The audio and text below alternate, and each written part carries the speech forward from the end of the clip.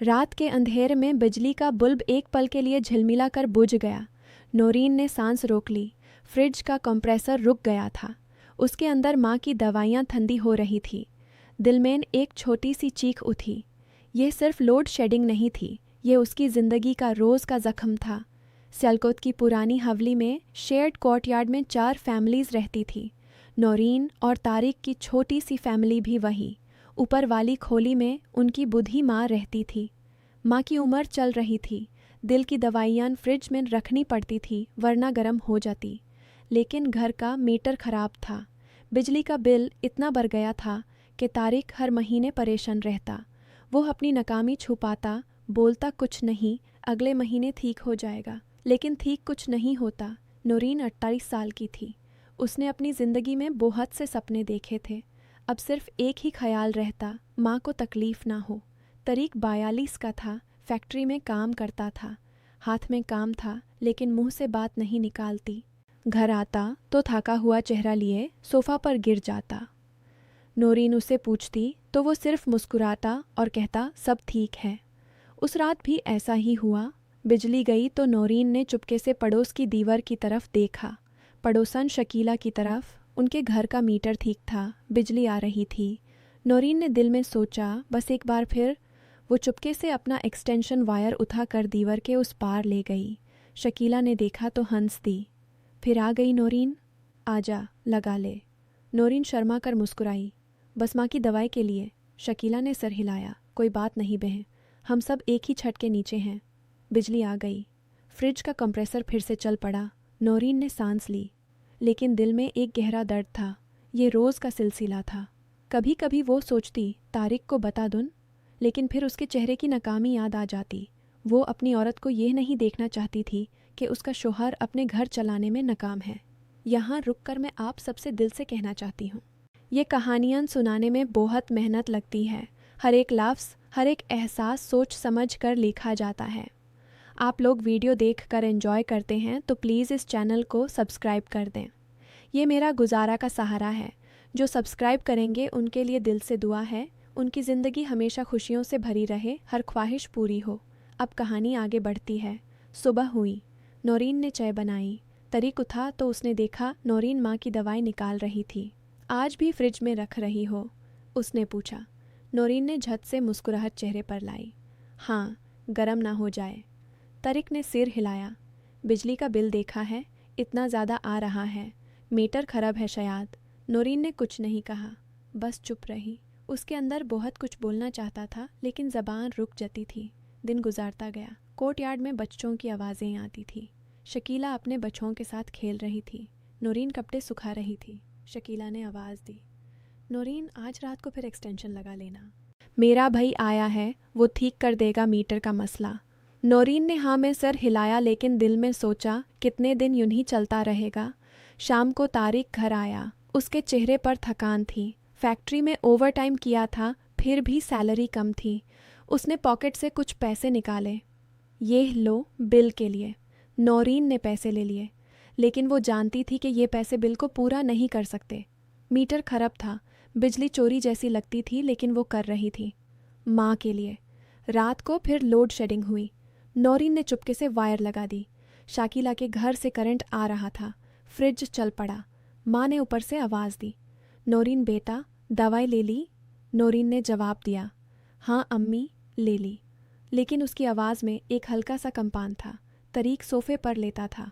उसने आंखें बैंड की थी लेकिन नींद नहीं आ रही थी। वो सोच रहा था कि कैसे अपनी बीवी को बताऊं कि मैं कितना बेबस हूँ। फैक्ट्री का मालिक नए मशीन्स ला रहा था लेकिन उसकी सैलरी नहीं बढ़ रही थी। घर का खर्चा बढ़ रहा था। माँ की दवाइयाँ, बच्चों की फ़ीस और ये बिजली का मसला, सब उसके कंधों पर था लेकिन वो कुछ नहीं कर पा रहा था। दूसरे दिन कोर्टयार्ड में सब औरतें बैठी थी। शकीला ने मज़ाक में कहा, नौरीन की तो ज़िंदगी ही करंट पे चल रही है। रोज़ शाम को मेरे घर से करंट लेती है, फ्रिज चलाती है। तारिक भाई को पता भी नहीं। सब हंस दिए। नौरीन ने मुस्कुराने की कोशिश की लेकिन उसका दिल बैठ गया। शकीला की यह लाइन सिर्फ मज़ाक थी लेकिन नौरीन के दिल में जैसे तीर चुभ गया। वो घर आए तो चुप हो गई। रात को खाना बनाते वक्त उसके हाथ कांप रहे थे। तारिक ने नोटिस किया। क्या हुआ, थक गई हो? नौरीन ने सिर हिलाया। कुछ नहीं, लेकिन अंदर से बहुत कुछ था। उसने सोचा, कितने दिन ये छुपाऊंगी। माँ की दवाई के लिए वो पड़ोस से करंट लेती थी और अपना शोहर अपनी नाकामी छुपाता था। दोनों एक दूसरे से कुछ छुपा रहे थे। मोहब्बत थी, लेकिन वो मोहब्बत अब दर्द बन रही थी। अगली रात फिर बिजली गई।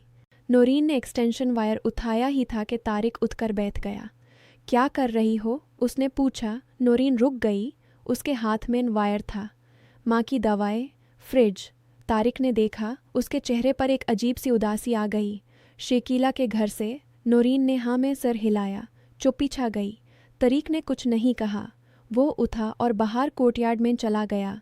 नौरीन ने देखा, वो दीवार के पास खड़ा था। उसने सोचा शायद गुस्सा हो गया, लेकिन तारिक वापस आया तो उसके हाथ में अपना पुराना मीटर था। ये देखो, उसने कहा, मैंने कल फैक्ट्री से एक पुराना मीटर मंगा था, आज शाम को लगा दिया था। बिल कम आ रहा है अब। नौरीन हैरान रह गई। फिर भी तुम? उसने पूछा। तारिक ने मुस्कुराते हुए कहा, तुम्हारी मेहनत देखी है, रोज़ माँ के लिए ये सब करती हो। मैं सोचता था कि मैं ही नकम हूँ, लेकिन तुम भी छुपा रही थी अपना दर्द। दोनों एक दूसरे को देखते रहे। कोर्टयार्ड में हवा चल रही थी। किसी के घर से रेडियो की आवाज़ आ रही थी।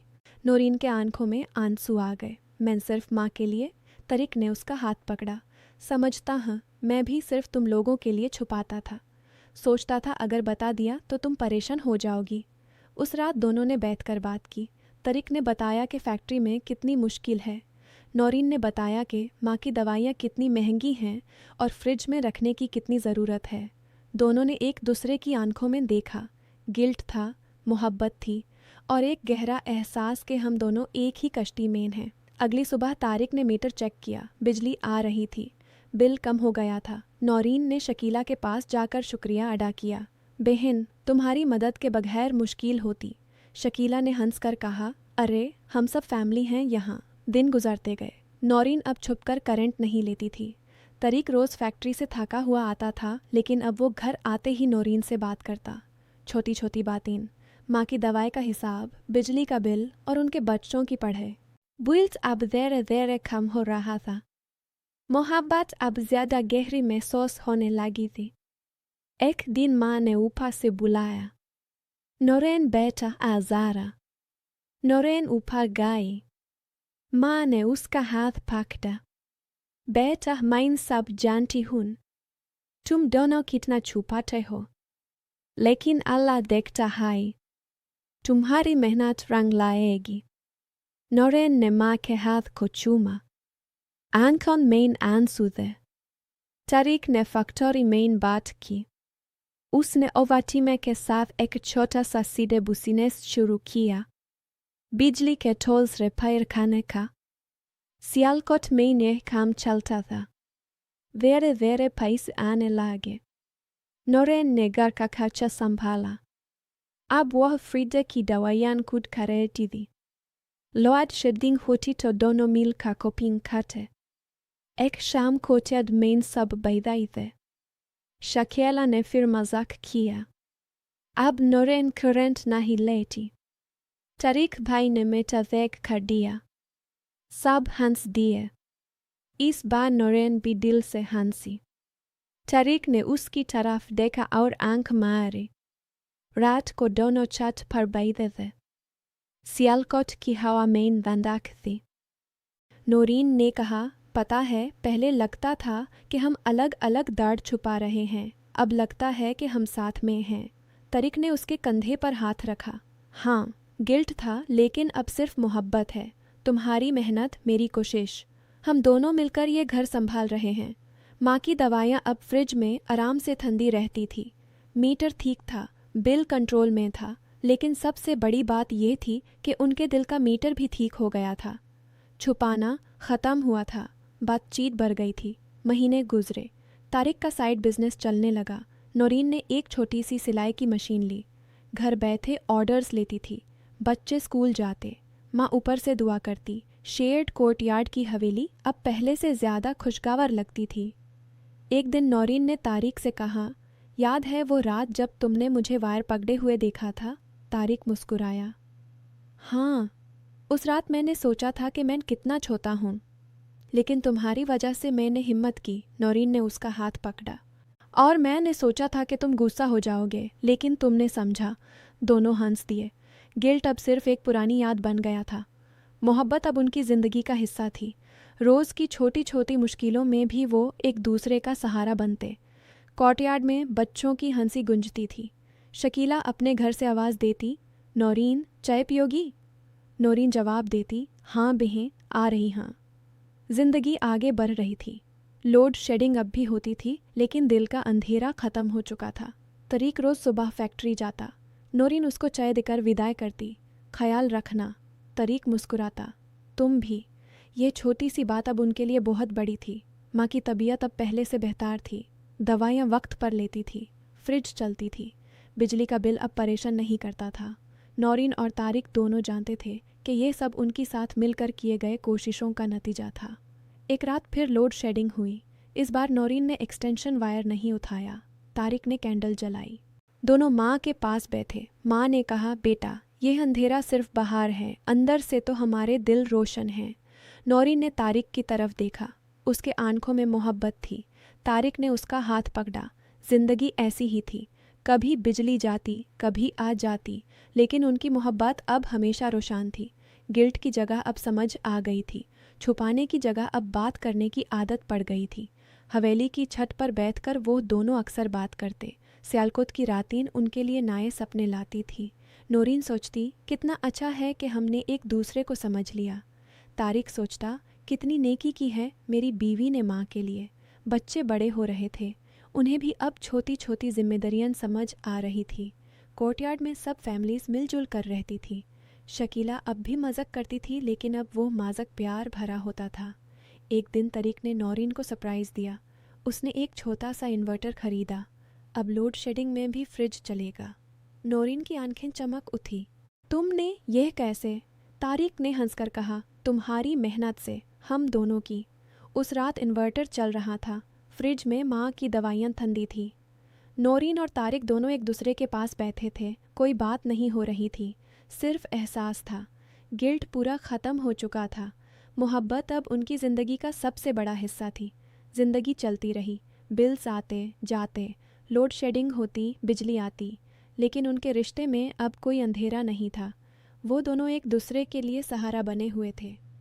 माँ की दुआओं में उनकी खुशियाँ बढ़ रही थी।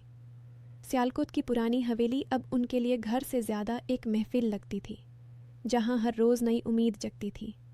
नौरीन और तारिक की कहानी ऐसी ही थी, छोटी सी मुश्किलों से भरी, लेकिन मोहब्बत से रोशन।